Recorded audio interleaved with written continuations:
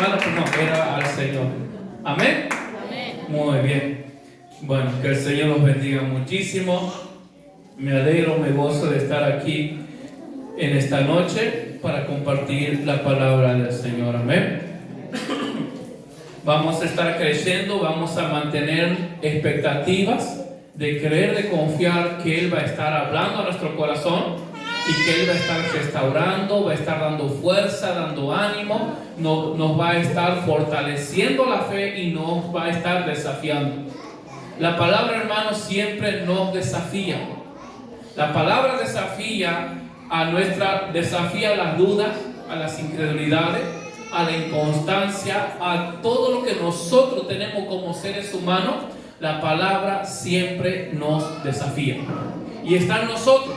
Podemos escuchar, podemos entender, podemos comprender que Dios nos está desafiando a través de su palabra, pero está en nosotros que podamos decir: acepto ese desafío, acepto ese compromiso. Al final de la palabra, al final de la enseñanza, al final de la prédica, está en cada uno de nosotros. Amén. Pero vamos a mantener con expectativa y creyendo, confiando que en esta noche vamos a aceptar el compromiso o el desafío que Dios tiene para nosotros a través de su palabra. Amén. Bien, esta noche quiero hablar un versículo, quiero que podamos leer en el libro de Proverbios, capítulo 25, versículo 2. Y quiero hablar un poco acerca de la honra que es para Dios, lo agradable, lo bueno, lo glorioso que es para Dios ocultar los pecados. Es una honra, es una gloria para Dios poder ocultar, poder tapar los pecados. Amén. Proverbios capítulo 25, versículo 2. Es una honra, es una gloria de Dios poder cubrir el pecado. Amén. Proverbio 25, 2. Dice la palabra del Señor: gloria de Dios es encubrir un asunto, pero honra del rey es escudriñarlo. Aquí el libro de Proverbios nos presenta un contraste, ¿sí? Algo opuesto. Entonces dice el Proverbio que para Dios es una gloria, es una honra, es agradable a Dios encubrir, tapar un asunto, un problema o un pecado, que es en lo que nos vamos a enfocar esta noche. Para Dios es un privilegio. Dios se siente honrado de poder hacer eso, de tapar, de encubrir los pecados. Dice el proverbio: pero honra del rey es escudriñarlo. Dios hace un contraste en la palabra entre la forma de obrar de Dios como rey y la forma de obrar de un ser humano terrenal como rey o como un rey terrenal. Dice la Biblia que el rey terrenal, por ejemplo, es el que pone las leyes, ¿verdad? Un rey pone las leyes, esto se debe hacer y esto no se debe hacer. Cuando las leyes son violadas, cuando las leyes no son respetadas, cuando se transgrede la ley o cuando se comete un abuso en contra de una ley o una violación a la ley, eso es como confrontar o es como deshonrar al rey. Estamos hablando de alguien terrenal. Y a través de la Biblia lo podemos ver muchísimas veces, cuando los reyes imponían o ponían una ley y esa ley tenía que respetarse. Cuando esa ley era violada, no era cumplida, era como una deshonra, como una afrenta al rey, como una falta de respeto. Entonces, ¿qué tiene que hacer el rey? Investigar, escudriñar, ver quién ha sido el que ha transgredido la ley, llevarlo a juicio y definitivamente dictar una sentencia. Esa es la tarea del rey. Se ha violado la ley del rey. El rey pone todo de sí, todo su esfuerzo, toda su capacidad de saber quién lo ha hecho. Una vez que ha sido descubierto, lo trae a juicio y esa persona recibe una sentencia, recibe una condena. Ese es el contraste, eso hace el rey. Y esa es la honra para el rey. Cuando dice, he podido descubrir, he podido saber quién es el que ha violado la ley y ya está sentenciado. Esa es la honra para el rey, esa es la alegría, ese es el gozo del rey. Porque ha podido descubrir quién ha transgredido la ley. Pero sin embargo, en sentido completamente opuesto, dice la Biblia que Dios no. Dios hace lo contrario. La honra para Dios, Él se siente honrado cuando Él puede ocultar el pecado, cuando Él puede ocultar la falta, y no como el rey, que busca saber quién es el culpable y lo lleva a juicio y da una sentencia. ¿Vamos entendiendo hasta ahí? ¿Sí? Bien.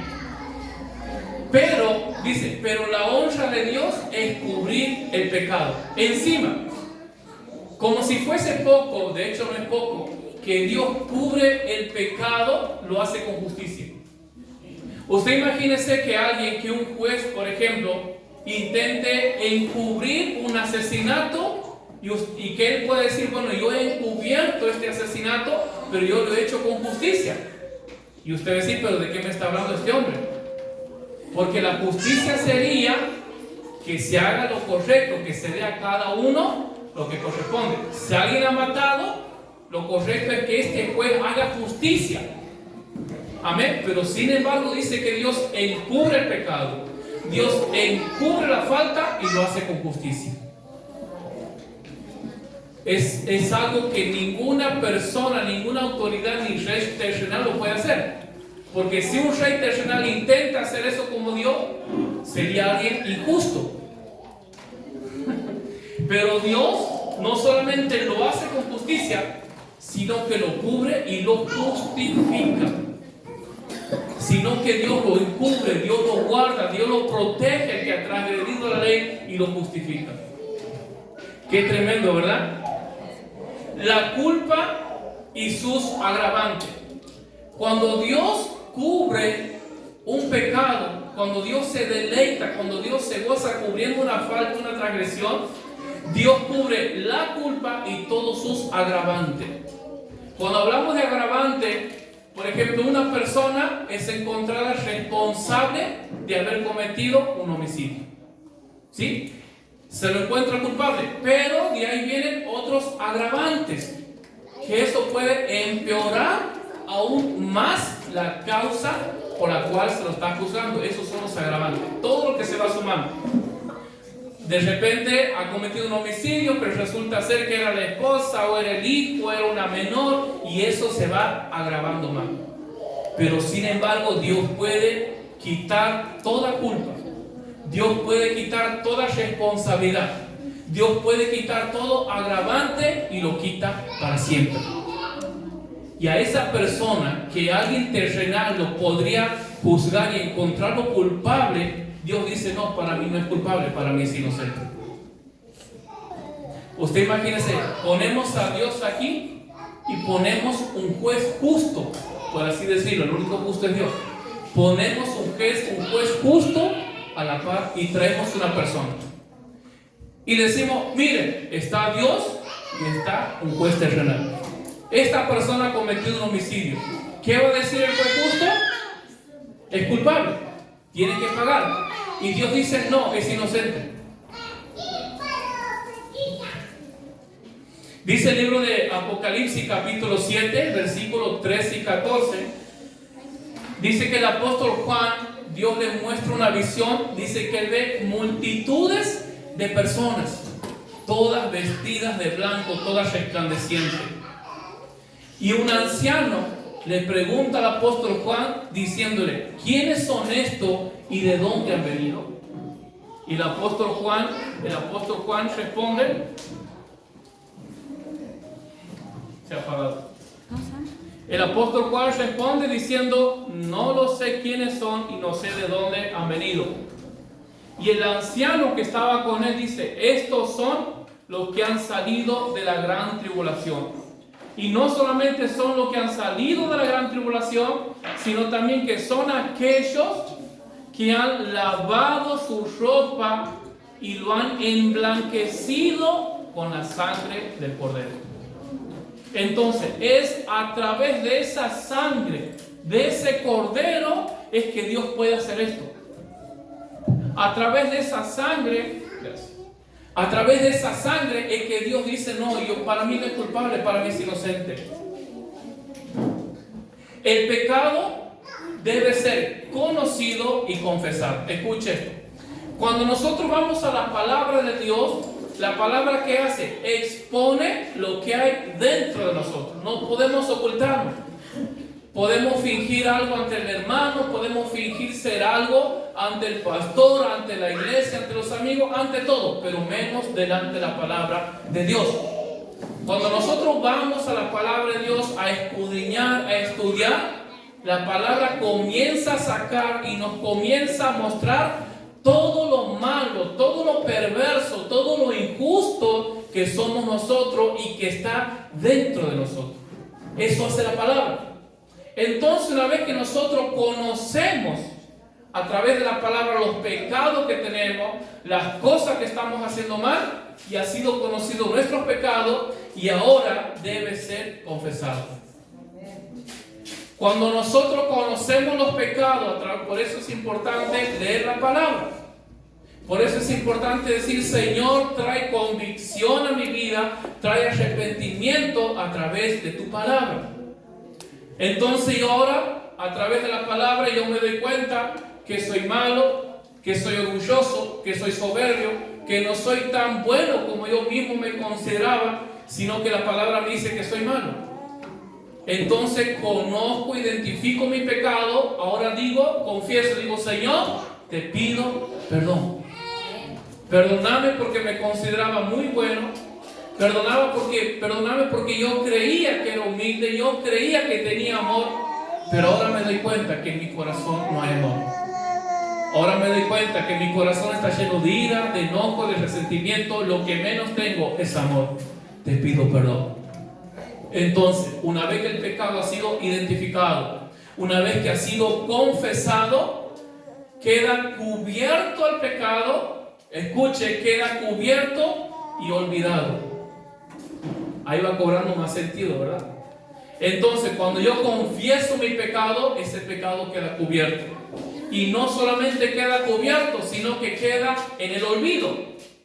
Y no solamente queda en el olvido, sino que Dios trae restauración. ¿Por qué restauración? Porque cuando una persona está en pecado, el pecado daña, el pecado mata, el pecado destruye, el pecado nos hiere, el pecado lastima nuestros sentimientos, el pecado lastima nuestro corazón. De repente hay personas que dicen, yo no confío en nadie, no quiero confiar ni creer en nadie. No confío en el hombre, no confío en nadie, no quiero saber nada. ¿Por qué? Porque es una persona que está lastimada, es una persona que está herida.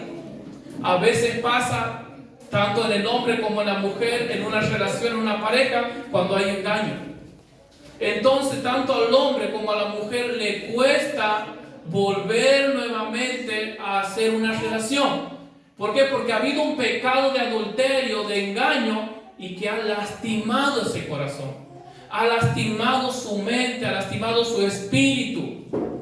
Por eso digo que cuando el pecado es identificado, debe ser confesado. Dios cubre ese pecado, Dios cubre esa falta y trae restauración.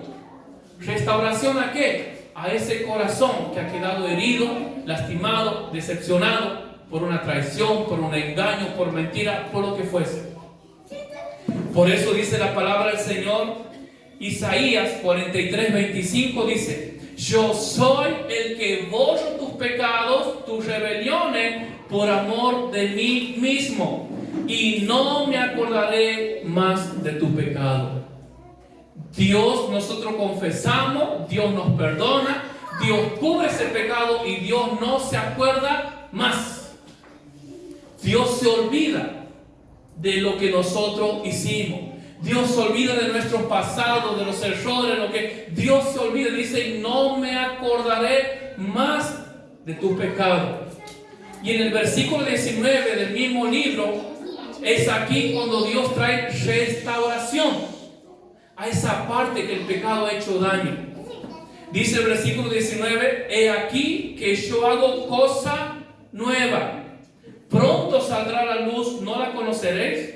Otra vez abriré camino en el desierto y río en la soledad. Cuando nosotros llegamos a Cristo, cuando nosotros llegamos al camino del Señor, el Señor comienza a tratar, el Señor comienza a obrar y nos comenzamos a dar cuánto daño nos ha hecho el pecado. Nos comenzamos a dar cuenta cuán lastimado hemos sido, que hemos vivido lastimado, herido, que esa ira, que ese enojo, ese resentimiento que había en mi corazón no era otra cosa más que un corazón herido y lastimado, y que se ponía a la defensiva y agredía y menospreciaba, humillaba a la otra persona, y no es otra cosa que una persona herida, porque lo han fallado, lo han traicionado, cualquiera que fuese el motivo.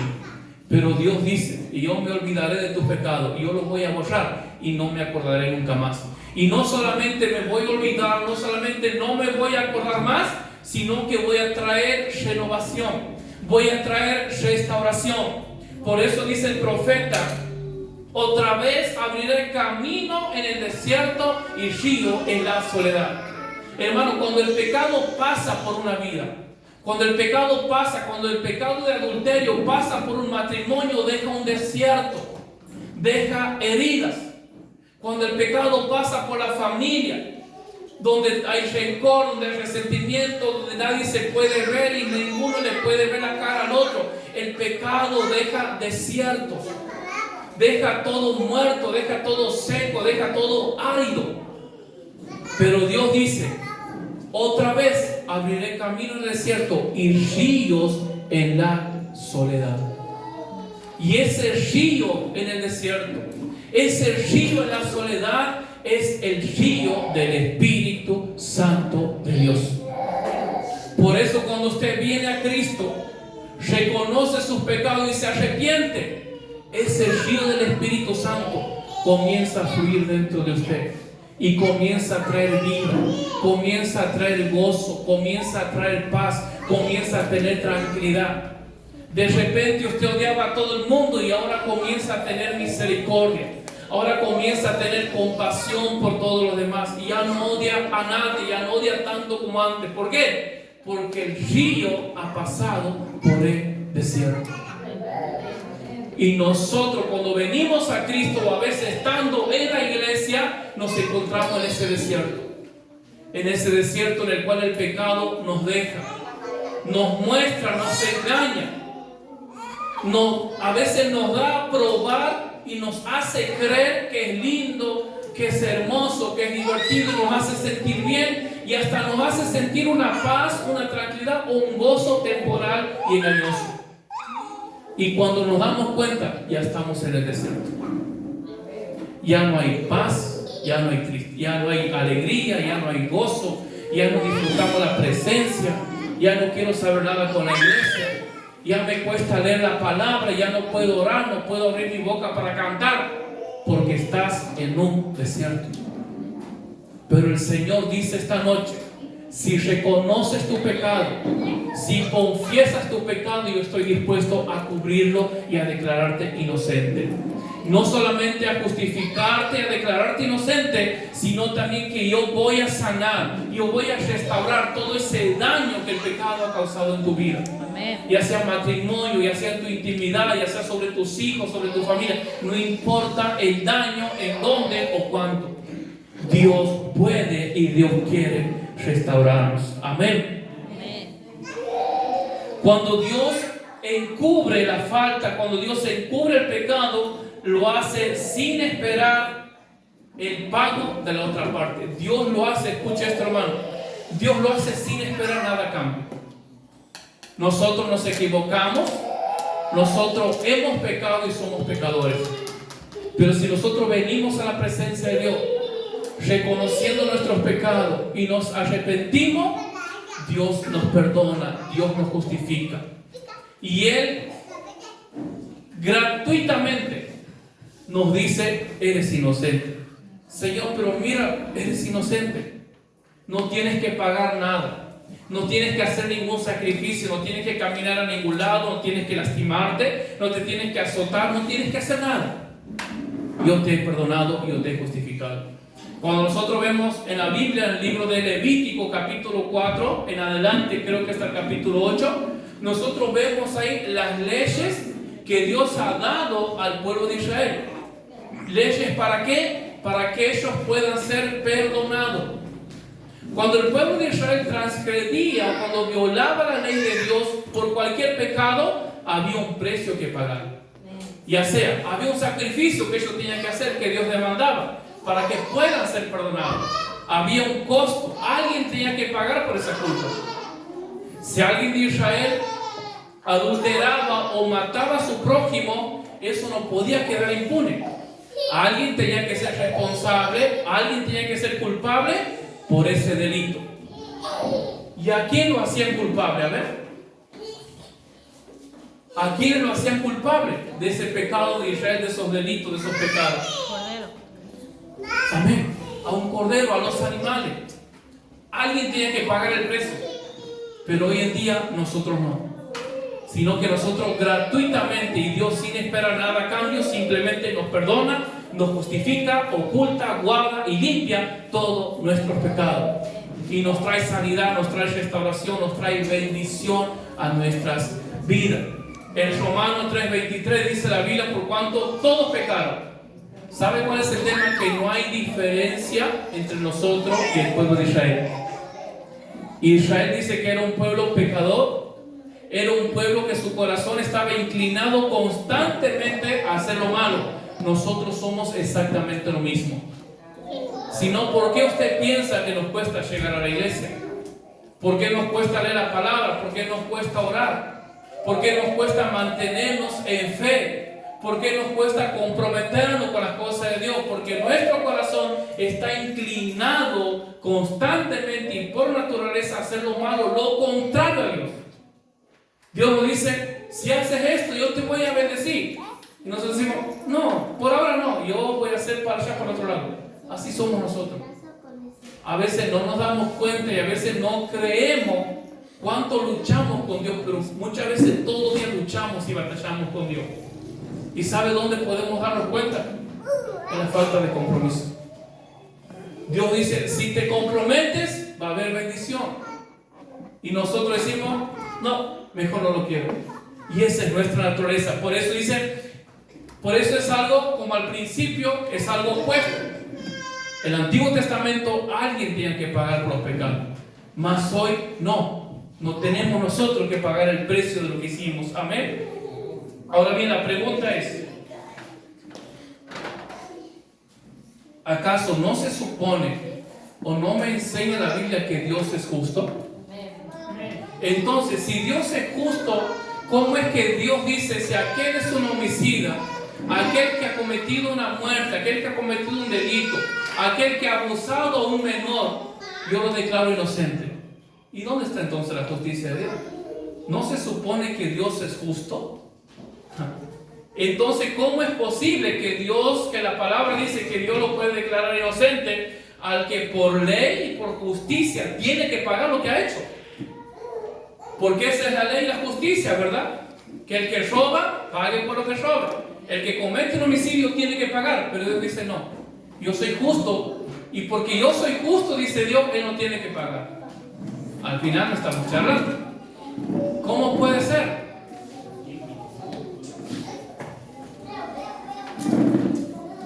¿Acaso Dios deja pasar por alto el pecado? Porque si yo cometo un pecado y yo infringo una ley, yo corresponde que yo sea juzgado. Pero Dios dice, no, eres inocente, no sos culpable. Y como si fuese que eso pasa por alto. Y estamos hablando de un Dios justo, de un Dios soberano. En el libro de Isaías, vemos la respuesta en Isaías 53:6. Dice, todos nosotros nos perdimos como ovejas, siguiendo cada uno su propio camino. Pero el Señor, ¿quién? El Señor cargó sobre Él la maldad de todos nosotros. El Señor cargó nuestros pecados. El Señor cargó toda la culpa, toda la justicia que nosotros merecemos de parte de Dios. Cristo ha cargado sobre él. Es por eso que ahora Dios dice, el violador es inocente. Muchas personas a veces me han cuestionado, preguntado, ¿cómo puede ser que uno entra a la cárcel por abuso, por violación o por ladrón y termina siendo un pastor? ¿Cómo es eso? ¿Cómo es posible? No lo entiende, no lo comprende. Y bueno, termina siendo un pastor, un predicador, porque para Dios ha sido justo. Porque para Dios es inocente. Pero ha cometido la muerte. Para Dios es inocente. ¿Y por qué es inocente? Porque Cristo ha pagado el precio. Porque Cristo ha cargado la culpa de ese violador, de ese abusador, del homicida, de nosotros, de todo el mundo. Es por eso que ahora gratuitamente somos justificados. Por eso que ahora gratuitamente todos nuestros pecados son perdonados. Mire, el salmista en su libro, en el Salmo 90, Salmo capítulo 90, versículo 11, el salmista hace una pregunta, dice, ¿quién conoce la violencia de tu enojo? ¿Quién conoce tu furor? Hermanos, decíamos hace un momento que para que alguien pueda ser justo e inocente delante de Dios, alguien tiene que pagar ese plato roto. En el Antiguo Testamento, el pueblo de Israel pecaba. ¿Quién pagaba ese pecado? El ternero, el cordero, la oveja, el pollo. Alguien tenía que hacerse responsable. No es que Dios decía, bueno, voy a hacer cuenta que no ha pasado nada. No, el Dios y el Rey justo tenía que juzgar. Y alguien tenía que ser culpable. Y el salmista dice, ¿quién conoce la violencia de tu enojo? En otras palabras dice, ¿quién conocerá la ira de Dios? Cuando una persona, hermano, escuche esto, cuando nosotros pecamos, o cuando nosotros hemos sido pecadores, que lo seguimos siendo, era correcto y era justo que la ira de Dios sea derramada sobre nuestras vidas. Es lo justo, es lo que corresponde. Es lo correcto que en esta noche la ira de Dios se derrame sobre todo lo que estamos aquí. ¿Eso está bien o está mal? Está bien, porque la Biblia dice que todos somos pecadores. Y eso también nos da la pauta, nos podemos entender, comprender cuando muchas veces dicen, pero ¿por qué antes mucha gente inocente moría? ¿Por qué la guerra? ¿Por qué esto? ¿Por qué si Dios es bueno? ¿Por qué el otro? Porque la Biblia dice, por cuanto todos pecaron y están destituidos de la gloria de Dios. Todos pecaron. Han pecado desde la guerra, de la historia, de la prehistoria, de la actual, todo ser humano somos pecadores, por cuanto todos merecemos la ira de Dios sobre nosotros. Y el salmista se pregunta, ¿quién podrá soportar la ira de Dios?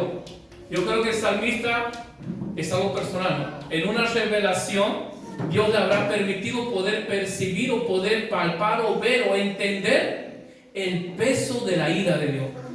Y por eso él exclama diciendo, ¿quién podrá soportar? ¿Quién podrá aguantar tanta ira de Dios? Y la respuesta lo encontramos en la cruz. La respuesta lo encontramos en la cruz cuando Jesús dice, después de haber sido torturado, después de haber sido lastimado, después de haber sido ensangrentado, todo lo que ha pasado, toda humillación, dice que él mientras estaba en la cruz exclama diciendo, Padre mío, ¿por qué me has abandonado? La pregunta es, ¿qué pecado cometió Jesús para que Dios lo tenga que abandonar? ¿Qué ha hecho mal? Nada. Porque dice que él era justo, santo, perfecto, y dice que nunca había cometido un pecado. Y entonces, ¿por qué Jesús clama diciendo, Dios mío, Padre mío, ¿por qué me has abandonado? ¿Por qué me has dejado? ¿Por qué me has desamparado? Esa exclamación de Jesús es la respuesta a la pregunta del salmista, diciendo, ¿quién podrá soportar la ira de Dios? Esa exclamación de Jesús ha sido en ese momento cuando toda la ira de Dios ha sido derramada sobre él. La ira que tenía que venir sobre nosotros, la ira que tenía que venir sobre sus hijos, sobre su descendencia, sobre nuestra familia, sobre esta iglesia, toda esa ira, todo el peso de la justicia de Dios, todo el furor ha caído sobre él. Usted es algo, hermano, que ahora no lo podemos entender por más que pensemos. Mire, hay una parte en la Biblia que dice que en la antigüedad había una ley que a una persona le deberían dar 49 azotes o 39. No me acuerdo si 29 o 39, pero ese era el punto límite, por alguna causa, porque era todo lo que la persona podía soportar. 39 azotes por cada persona. Piensen en esto. Eso era un símbolo de justicia sobre esa persona. Ahora usted imagínese que Cristo haya tenido que recibir la justicia de Dios de cada ser humano en el mundo. Es algo que no entra en nuestro razonamiento. Si una sola persona merecía 39 azotes menos uno, ¿cuánto más si alguien dice, yo voy a pagar el precio, yo voy a recibir la ira de Dios, no de una persona, sino de todo el mundo? No podemos imaginar, hermano, la magnitud, el peso de la ira de Dios que ha caído sobre ti. ¿Por qué? Porque Él no ha pagado por mi pecado nada más. Si yo solo merecía la muerte, si yo solo merecía la ira de Dios, usted imagínese el peso de todo el mundo. Y todo eso ha caído sobre Cristo.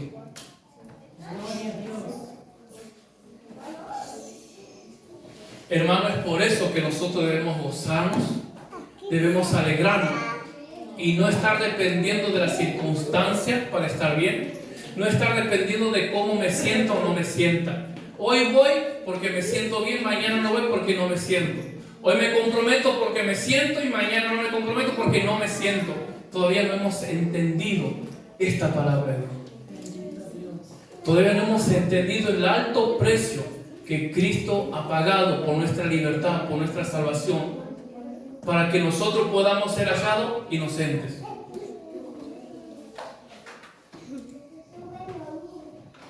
Esto es motivo de gran aliento para los afligidos por el pecado. Esto es un motivo. Nada puede dar más aliento, nada puede dar más fortaleza y más esperanza, el saber que Cristo ha pagado por mi culpa. El saber que Cristo ha pagado por mis pecados. Y ese es el mensaje que el mundo necesita. Eso es lo que nosotros debemos predicar. Eso es lo que nosotros debemos enseñar a las personas. Sos un pecador, la Biblia lo dice. Los 10 mandamientos dicen que eres pecador. Pero también la Biblia dice que tienes esperanza. Por eso digo, hermano, que esto es un alivio, es una esperanza, es un aliento para aquellas personas que por consecuencia del pecado viven una vida vacía, una vida sin sentido, una vida sin esperanza y creyendo que para ellos todo ha terminado. Para aquellas personas que viven una vida de frustración, de fracaso, de angustia, de amargura, que no conocen lo que es la paz, no conocen lo que es la tranquilidad, solo conocen el dolor, la decepción, la traición. Para esas personas esto es un mensaje de esperanza. Motivo de gran aliento. Dice, no es necesario, escucha esto, no es necesario cubrir o cargar con los pecados. Hermano, el problema, el gran problema, tanto de nosotros como cristianos, como de todo el mundo, es que a veces cargamos con cargas que no nos corresponden. El problema de nosotros es que cargamos con las cargas del pecado. Y por eso nos frustramos, eso nos frustra. Trae tristeza, trae angustia, trae dolor, trae impotencia, trae todo. Nos deprime. ¿Por qué? Porque eso es lo que produce el pecado y reconocemos que somos culpables y cargamos con esa culpa. Hermano, no nos corresponde, escuche esto. A usted no le corresponde cargar con la culpa del pecado. Eso no es su trabajo, no es su deber, no es la responsabilidad de usted cargar con la culpa del pecado. Y ese es el gran problema de toda la humanidad, que cargamos con el peso, con la mochila del pecado, de lo que hicimos, de nuestros errores, de nuestras falencias, de nuestras equivocaciones. Y ese es el problema. Y ahí el pecado nos asedia, ahí el pecado nos tortura, nos llena de tristeza, de angustia. ¿Por qué? Porque nos hace sentir culpables y nos hace cargar esa mochila todos los días.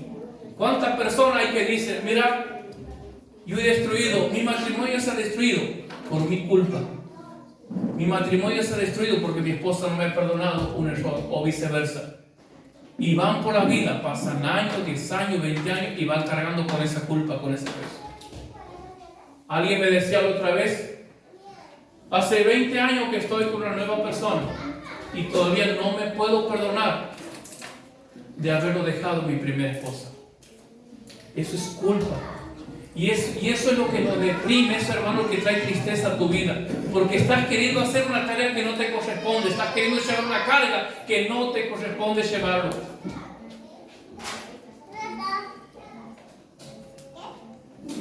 Eso es una tarea divina. Esa es una tarea que ya lo ha hecho Cristo en la cruz. Entonces lo que a nosotros nos corresponde es identificar el pecado, confesar el pecado y permanecer, apartarnos de ese pecado. No cargue con culpa, no cargue con las responsabilidades, con la culpa de sus errores, de lo que ha hecho mal. No cargue con eso, déjelo para Dios, porque esa es una carga que lo va a terminar aplastando. Esa es una carga que lo va a terminar matando, va a terminar dañando su vida, su matrimonio, su familia, sus hijos, porque usted está llevando una carga que usted no puede. Sino, ¿para qué ha muerto Cristo? Si no, dígale, Señor, yo te agradezco, pero yo creo que no era necesario que mueras por mí, porque como verás, yo puedo cargar con mi culpa. Si no, ¿para qué? Entonces, en vano el sacrificio de Cristo. Cuando nosotros hacemos eso, estamos diciendo, Señor, tu sacrificio, la cruz, sí es necesaria, porque como verás, yo puedo hacerlo, yo puedo cargar con esto, yo me hago cargo y más responsable. Y cuando nos damos cuenta, estamos aplastados por la culpa. No nos podemos levantar, no nos podemos restaurar y se rompe todo. Dice Isaías 53:4, ciertamente llevó Él nuestras enfermedades y sufrió nuestros dolores, y nosotros le tuvimos por azotado, por herido de Dios y abatido. En el momento que nosotros creemos que Dios nos puede perdonar, y es suficiente, Dios te ha perdonado. No tienes que hacer nada, hermano. No tienes que castigarte, no tienes que cargar con no tienes que torturarte. No, es que yo le he fallado a Dios. No te corresponde hacerlo, eso es el diablo. Esos son pensamientos satánicos. No, es que yo le he fallado a Dios. Todos le hemos fallado, y yo también le fallo todos los días y cada momento. Pero ¿sabe cuál es la diferencia? Que yo no cargo con esa culpa de mi error. Yo no cargo con esa culpa de que me he equivocado. No es que yo le he fallado a Dios y otra vez he caído, gloria, y vas a seguir fallando. Vas a seguir cayendo, vas a seguir pecando, te vas a seguir equivocando todos los días hasta que Cristo venga, porque somos seres humanos. Pero hermanos, si no entendemos la gracia, si no entendemos por qué Cristo ha muerto en la cruz del Calvario, vamos a vivir culpables.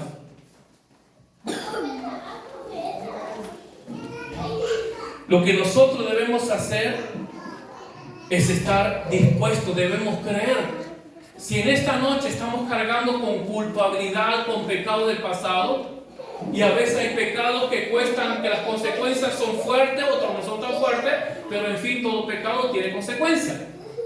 Pero si en esta noche usted puede examinar su vida y ver, decir, che, yo reconozco que estoy así por lo que he hecho. Yo reconozco que estoy así por mis errores, por mis pecados, porque si yo no lo hubiese hecho, mi vida sería diferente. Y la pregunta es, ¿hasta cuándo vas a cargar con esa culpa? Pero en esta noche tenemos la oportunidad de rendirnos a Dios y decirle, Señor, te entrego. Creo en tu palabra. Creo cuando tu palabra dice que tú has llevado mis cargas, que tú has llevado mis pecados y que tú has recibido el juicio, la ira del Padre en la cruz. Yo lo creo. Y entonces vamos a poder caminar con libertad, vamos a poder caminar en paz, en santidad y en gozo. Hermano, cuando nosotros pecamos, el enemigo automáticamente se presenta para acusarnos. Mira lo que has hecho. Has caído de nuevo. Has vuelto a fallar de nuevo. ¿Y tienes razón o no tienes razón? ¿Tienes razón? ¿Qué tenemos que hacerle? Darle la razón. Mira, otra vez caído. ¿Dónde está el siervo? ¿Dónde está el ungido? ¿Dónde está la que ora? ¿Dónde está la que predica? El que lee la... ¿Dónde está? Mira cómo has caído. Y la respuesta a nosotros debe ser: sí, es verdad, he caído de nuevo, pero tengo buenas noticias. Cristo ya ha pagado. Cristo ha pagado por este pecado, y aún por lo que voy a cometer, Él me ha pagado, me ha perdonado. Soy lavado con la sangre de Cristo, soy perdonado con la sangre de Cristo, y delante de mi Padre soy inocente.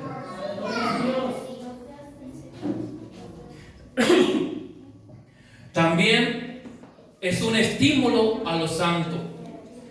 Hermano, para nosotros esto debe ser un estímulo. ¿Por qué? Porque nosotros podemos y debemos hablar del perdón de Dios con todo denuedo, con todo gozo, con toda alegría, con toda felicidad, sabiendo la bendición que esto puede traer sobre nosotros. Debemos compartir que el Señor borra los pecados, que los echa a lo profundo del mar y los pone donde no pueden ser encontrados. Ese es el mensaje que el mundo está esperando. Ese es el mensaje que nosotros debemos traer. Eres pecador, pero Dios puede perdonarte. Eres pecador, pero Dios puede tomar tu pecado, echarlo, dice, a lo profundo del mar donde nadie puede encontrarlo. Porque ¿quién es aquel, dice la palabra, quién es aquel que acusará a los escogidos de Dios? No hay nadie. El diablo lo hace, pero por bocón nada más, de acusarnos. No depende de la acusación del diablo, no depende de la fe que nosotros tengamos, de la convicción que nosotros tengamos que Cristo ha llevado mis pecados, que todos mis pecados han sido perdonados por el Señor. El último punto. Este es el desafío. Debemos imitar al Señor. Hemos hablado que Dios perdona, que Dios declara inocente, y delante de Dios nosotros somos personas que nunca hicimos nada malo. ¿Sabía usted? Delante de Dios somos personas justas. Delante de Dios somos personas santas. Delante de Dios somos personas sin pecado. Así nos ve Dios. Y lo dice la Biblia. No estoy hablando de un pensamiento mío, de algo que se me ha ocurrido. Está en la Biblia. ¿Por qué? Porque hemos sido justificados por Cristo. Amén. Cuando yo me equivoco, es la sangre de Cristo que me limpia, que me perdona, que me restaura. Hermano, no hay necesidad de andar cargando con culpabilidad toda la vida. Debemos imitar al Señor. Ahora, la pregunta es, ¿qué es lo que debo imitar del Señor? Como mi Padre, como mi Maestro, como mi Salvador, como aquella persona que yo lo sigo como el máximo ejemplo, que perdona, olvida, no se acuerda de la transgresión, no se acuerda de la ofensa y nos ve como si nunca hubiésemos pecado contra Él. ¿Usted se imagina lo que sería la iglesia, no voy a decir el mundo, lo que sería la iglesia si nosotros pudiéramos imitar este ejemplo de Dios? De ver a mi hermano como alguien que nunca ha pecado contra mí, nunca me ha ofendido, nunca me ha mirado mal, nunca me ha criticado, nunca me ha murmurado, nunca ha hecho nada contra mí, hermano. Es impresionante. Ese es el ejemplo de Cristo. Dios perdona. Así como Dios nos ha perdonado, así como Dios no se acuerda de nuestras ofensas, así es como nosotros debemos mirar a nuestros hermanos. Gloria a Dios. Si no estamos haciendo eso, no somos discípulos de Cristo, estamos siendo engañados. Si no estamos haciendo eso, no estamos siguiendo el ejemplo de Jesús. Seguir el ejemplo de Cristo no es venir a la iglesia a sentarse, no. Esto es ejemplo de Cristo. Esto es seguir sus pisadas. Esto es ser hijo de Dios, esto es ser cristiano, esto es ser evangelio. Esto es ser un verdadero discípulo de Cristo, que seguimos sus pisadas, lo imitamos a Él. Por eso dice Pablo: sean imitadores de mí, así como yo de Cristo. Entonces, ¿cuánto estamos imitando a Dios? ¿Cuánto estamos imitando a Cristo? No es que el hermano me ha hecho algo y no lo puedo perdonar. Pero ¿por qué somos tan injustos? Es que usted no sabe lo que me ha hecho esa persona. Eso es injusto.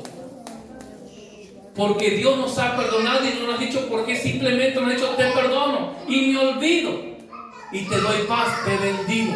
Bendiga a su hermano, ore por su hermano, ame a su hermano, abrace a su hermano.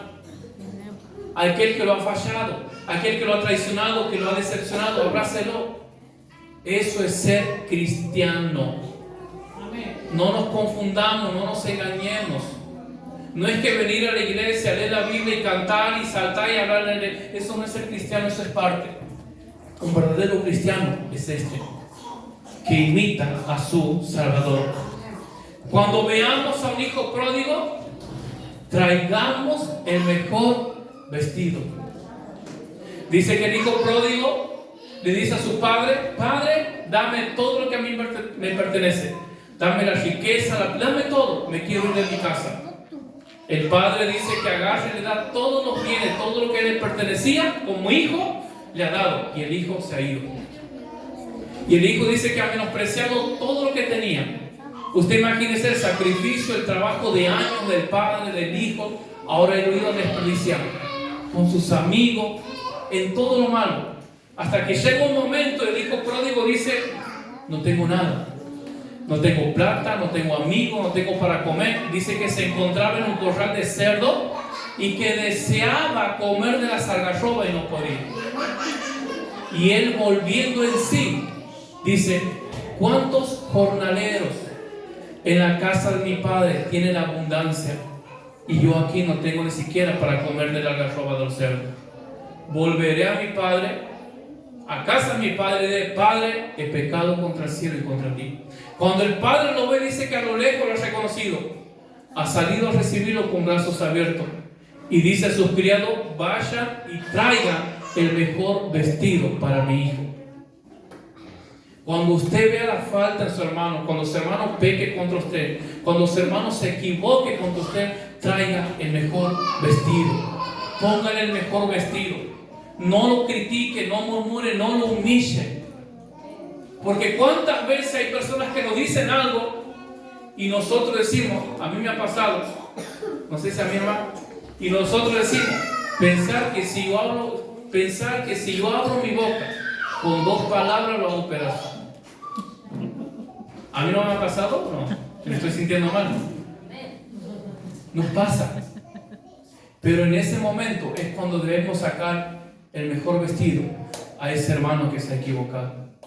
Y el mejor vestido que un cristiano tiene y que puede dar es el amor, la compasión, la misericordia, el perdón, la ternura. Por gracia recibiste, da de gracia. Es que no lo merece, tampoco usted lo merece. Y sin embargo está aquí sentado y es hijo de Dios y ha sido perdonado todos sus pecados. Entonces, así como Cristo nos ha perdonado y ha olvidado nuestros pecados, debemos perdonar a todas aquellas personas y olvidar lo que nos hizo. Y vamos a vivir una vida en victoria, vamos a ser felices y vamos a tener paz, gozo en nuestros corazones. Hay personas que no crecen, hay personas que no pueden avanzar, que no pueden ser libres, como que siempre vuelven a caer lo mismo. Sencillamente porque no has perdonado. Sencillamente porque no estás sacando el mejor vestido para esa persona que te ha hecho tanto daño. Pero esta noche el Señor te está desafiando. No cargues con culpa, Cristo te ha hecho libre. Y saca tu mejor vestido que tienes y dale a tu hermano. Amén. Póngase de pie, por favor, esta noche.